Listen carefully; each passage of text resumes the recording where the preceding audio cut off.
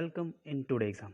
आज है 13 सितंबर 2020 और 13 सितंबर के जितने भी कम्पिटिटिव बेस्ट इंपॉर्टेंट क्वेश्चन बनते हैं करंट अफेयर के, वो मैं आपके साथ शेयर करूंगा। और लास्ट में मैं आपसे क्वेश्चन भी पूछूंगा, उसका आंसर आपको कमेंट बॉक्स में देना है। और उस क्वेश्चन के बारे में आपको जितना ज़्यादा पता हो आप लिखा करो, क्योंकि जो चीज़ अपन लिख देते हैं फिर उन्हें अपन कभी नहीं भूलते। तो चलिए स्टार्ट करते हैं।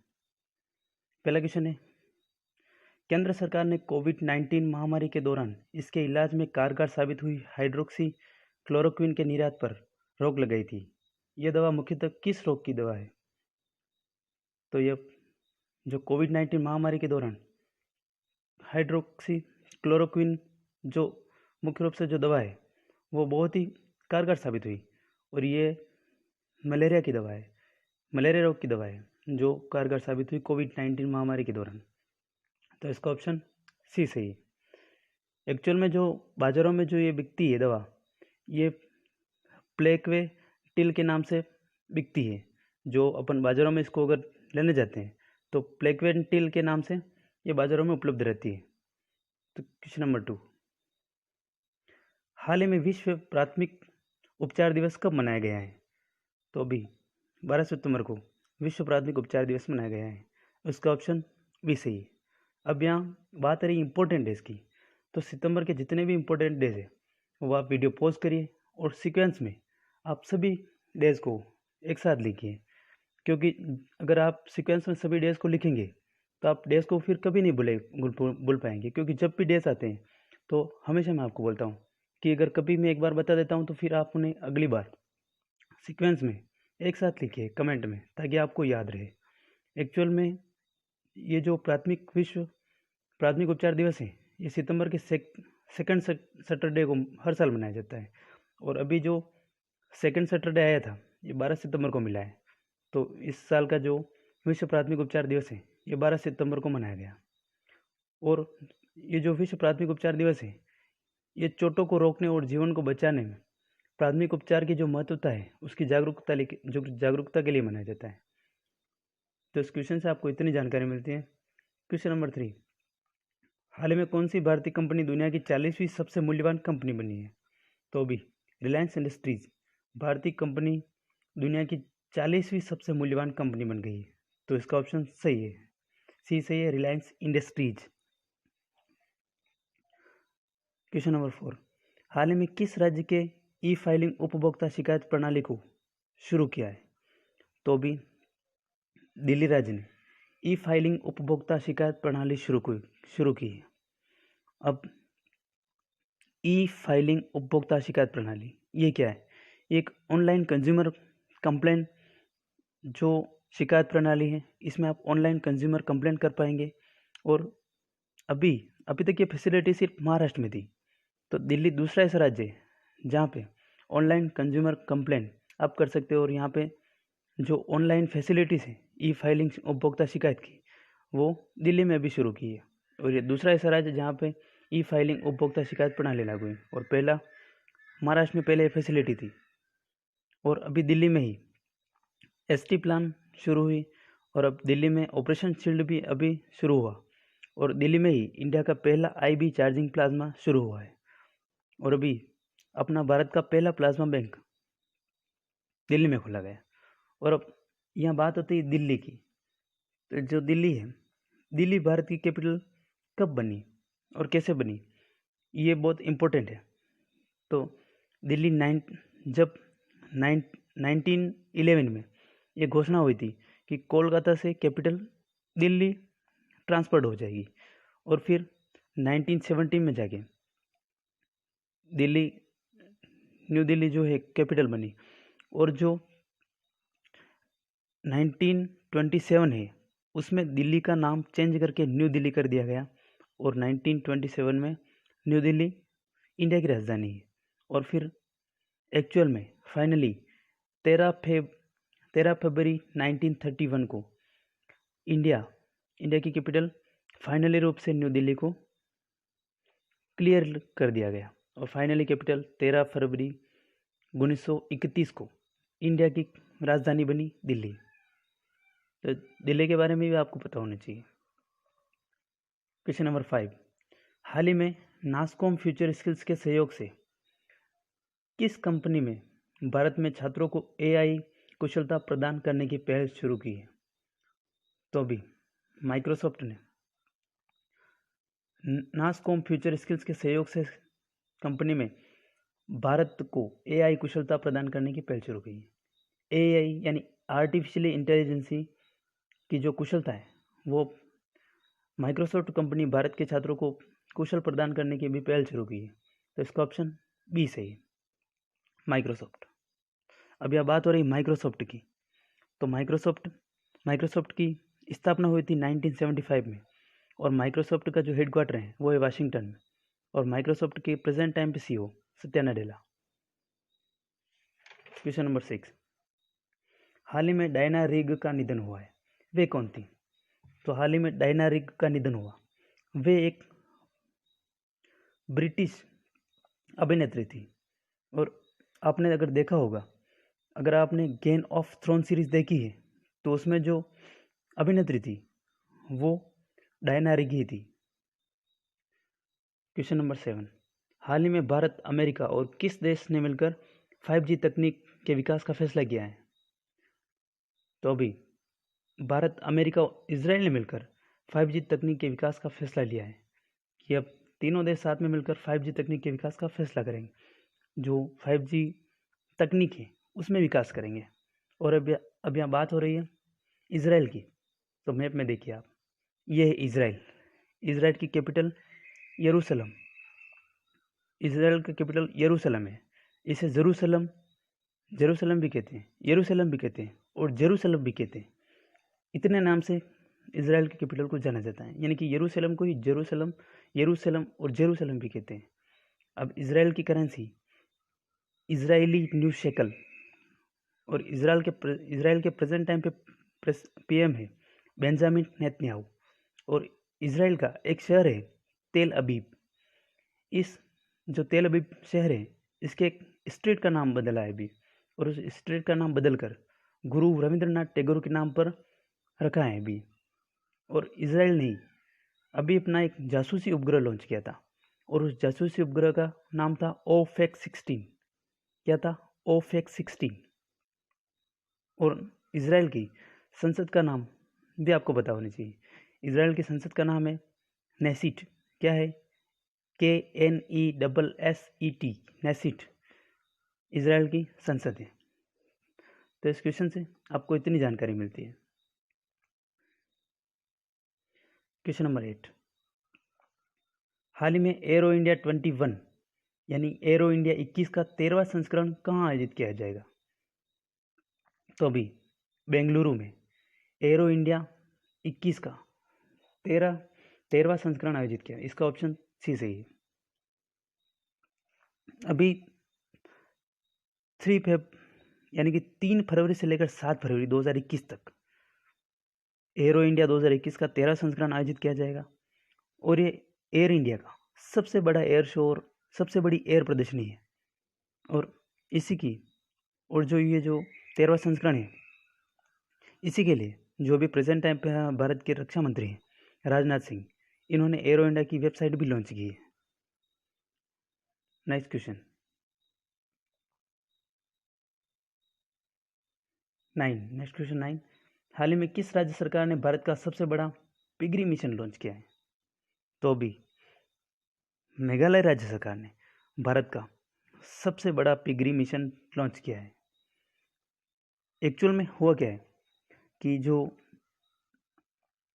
ये जो राज्य सरकार है, मेघालय राज्य सरकार, अभी 209 करोड़ रुपए में पिगरी मिशन लॉन्च करेगी और इसका टारगेट ये है कि अगले 3 साल में 150 करोड़ रुपए का जो पूर्व का आयात किया जाता है, यानी कि अपने देश में दूसरे देशों से 150 करोड़ रुपए का जो पूर्व का आयात किया जाता है, उस आयात का बाहरी आयात बंद, बिल्कुल ही जो इम्पोर्ट है वो इंडिया में ही फुलफिल किया जाए।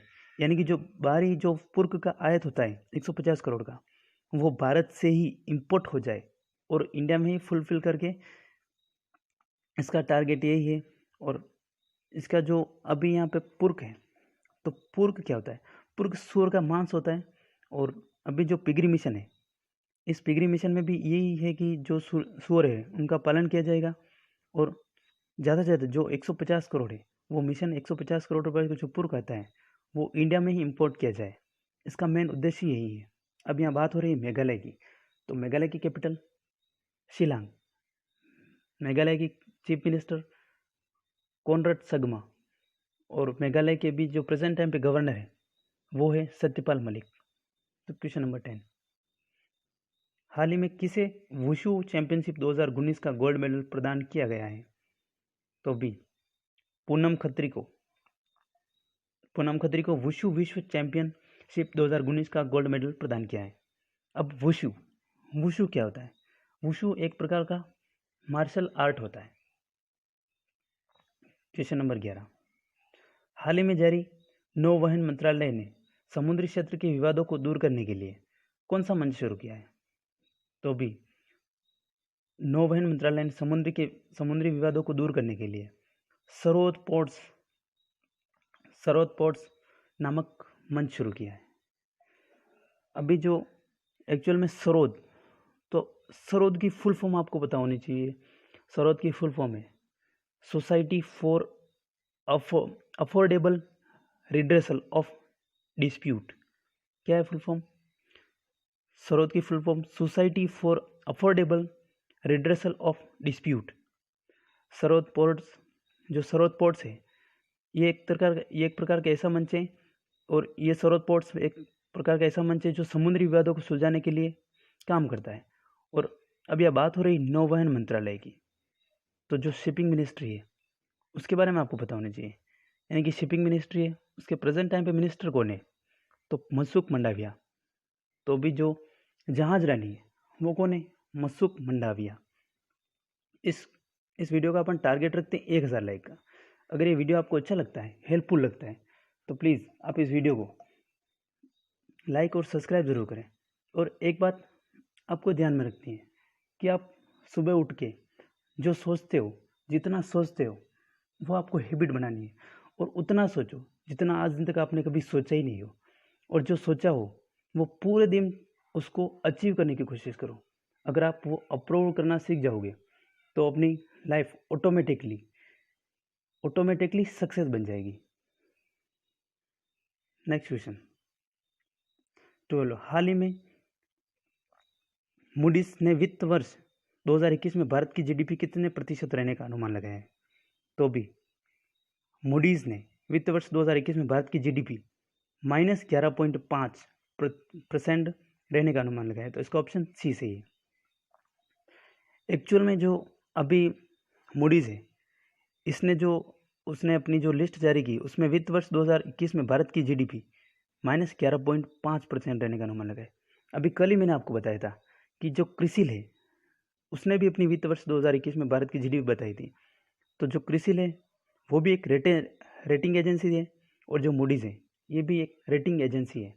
तो क्रिसिल ने -9% भारत की जीडीपी रहने का अनुमान लगाया था, और मूडीज ने -11.5% रहने का अनुमान लगाया है।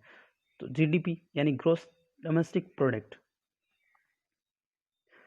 नेक्स्ट क्वेश्चन 13, हाल ही में सुप्रीम कोर्ट ने महाराष्ट्र में सरकारी नौकरियों और शैक्षणिक संस्थानों में किस समुदाय के आरक्षण पर रोक लगा दी है?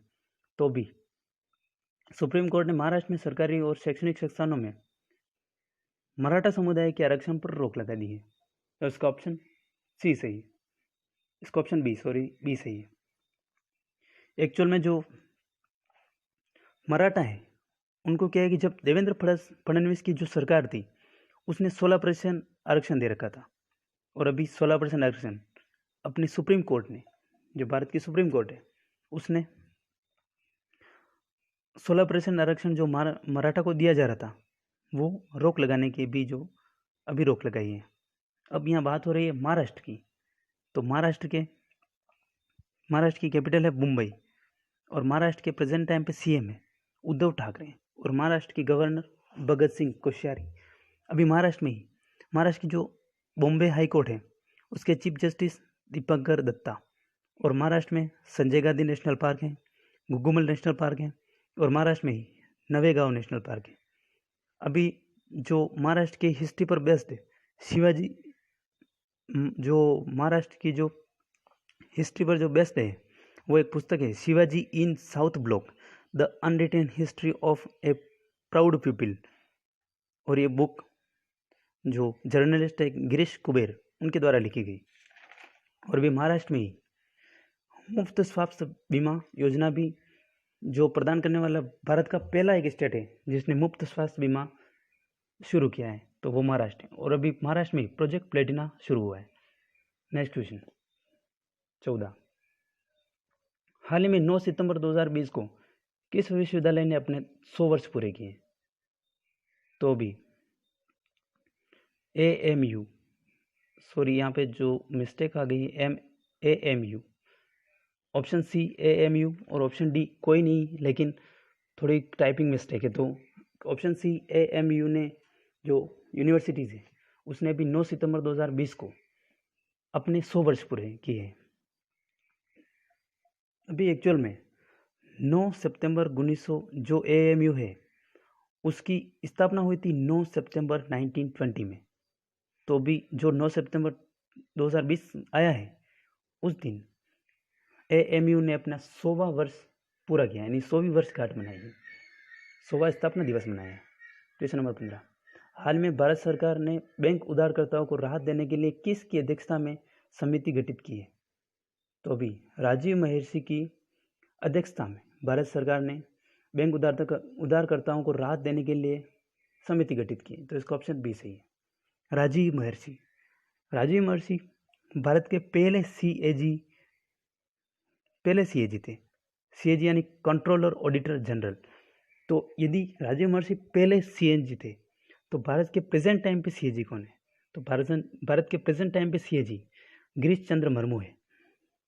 और गिरीश चंद्र मुर्मू ही जम्मू कश्मीर के पहले लेफ्टिनेंट गवर्नर रहे। अब यहाँ बात एक टर्म और आ रही है कि यदि जम्मू कश्मीर के पहले लेफ्टिनेंट गवर्नर गिरीश चंद्र मुर्मू रहे तो अभी जम्मू कश्मीर के लेफ्टिनेंट गवर्नर कौन है?